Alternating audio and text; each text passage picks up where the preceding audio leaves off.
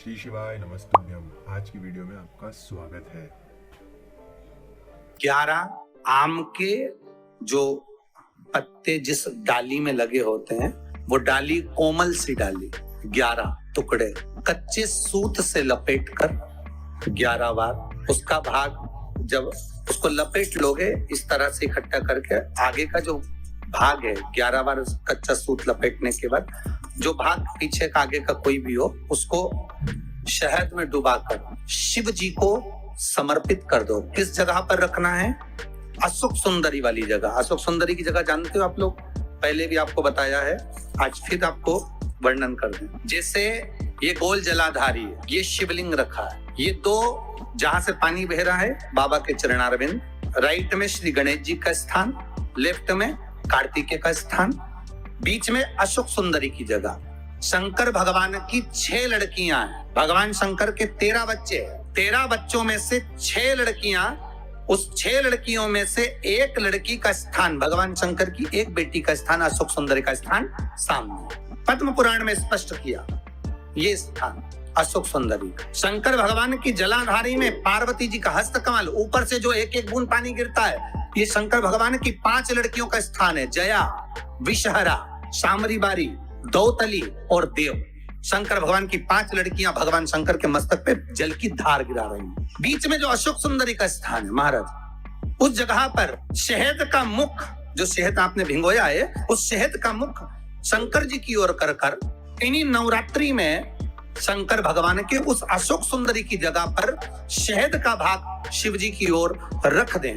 महाराज, अगर घर में संपदा की कमी हो या कोई पैसा खा गया हो, रुपया नहीं दे रहा हो, पैसा अटक गया हो, तो उस शहद को शिव जी की ओर मुख कर कर उस आम के पल्लव की जो डंडी है उसको 11 डंडी को वहां रख दीजिए और उससे अपनी कामना कर कर आ जाइए। हो सके उस शहद में से थोड़ा सा शहद किसी रुमाल पर, किसी कपड़े में लगाकर उसको रख लीजिए। जिस व्यक्ति से पैसे लेना है, जिस व्यक्ति से पैसे मांग रहे हो, उससे एक बार जाकर मिल लीजिए, एक बार उसको खबर कर दीजिए। बाबा चाहेगा भोलेनाथ तो नवरात्रि में ही पैसा वापस आ जाएगा, अगर शिव कृपा कर दे। ये बाबा की करुणा। दूसरा उपाय प्रदोष काल का है। अमावस्या के दिन प्रदोष काल में, प्रदोष के समय पर, प्रदोष काल में शाम के समय पर जाकर किसी भी नदी, तालाब, बावड़ी, कुआं, कहीं ना कहीं जो आपके पास में हो, वहां पर एक घी का दिया, बत्ती का मुंह दक्षिण की ओर कर कर अवश्य जला कर जाना। सारे पितृदोष समाप्त हो जाएगा, सारा पितृदोष समाप्त। अमावस्या के दिन किसी भी जलाशय के पास में, नदी, तालाब, बावड़ी, कुआं, जो आपके शहर में, आपके गांव में, आपके नगर में हो, वहां जाकर लगा। अगर नदी, तालाब, बावड़ी, कुआं नहीं है तो पीपल का वृक्ष हो या बेलपत्री का वृक्ष हो या बट का वृक्ष हो, उसके नीचे लगा दो प्रदोष काल में। और अमावस्या के दिन लगाएं जरूर। क्यों?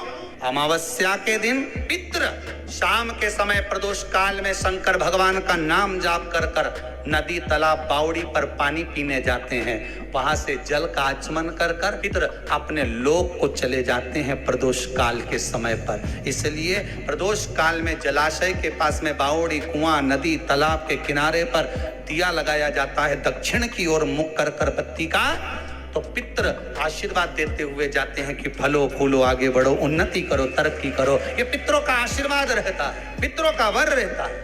आप देंगे, कुछ करा ना करा, फिर अमावस्या के दिन, उस दिन दिया दक्षिण की ओर बाती का मुख कर।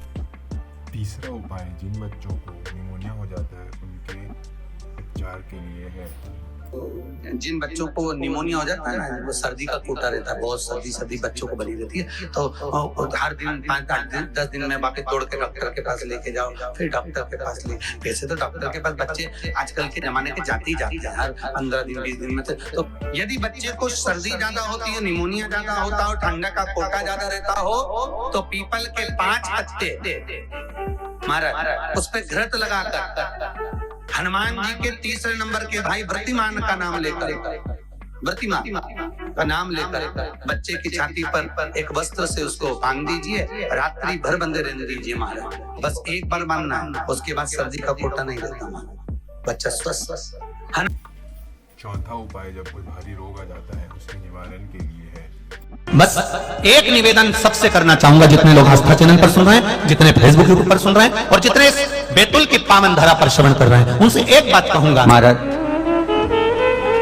कि जब कोई एकदम रोग आ जाए और डॉक्टर एकदम बोल दे कि ये रोग भारी आ गया है और इसकी जांचें जाएंगी और फिर ये कुछ भी हो सकता है, तो क्या करा जाता था कि 108 सरसों के फूल लाकर तुरंत शंकर भगवान को चढ़ाए जाते थे महाराज। तो चढ़ाने के बाद में रिपोर्ट अच्छी आती है, ऐसा नियम है। कहीं ठेका कोई पांचवा उपाय और आखिरी उपाय प्रदोष काल का है।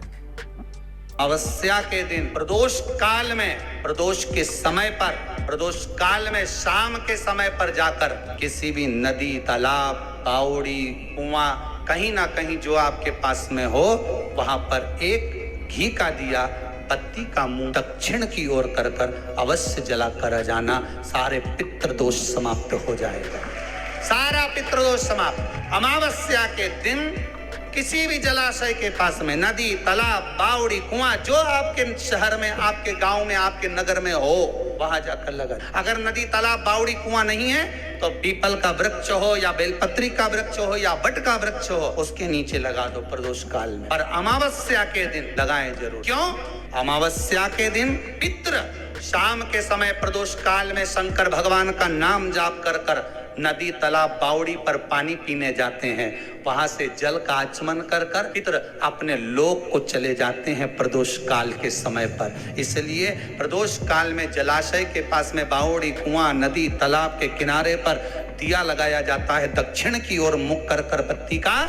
तो पितृ आशीर्वाद देते हुए जाते हैं कि फलो फूलो, आगे बढ़ो, उन्नति करो, तरक्की करो। ये पितरों का आशीर्वाद रहता है, पितरों का वर रहता है।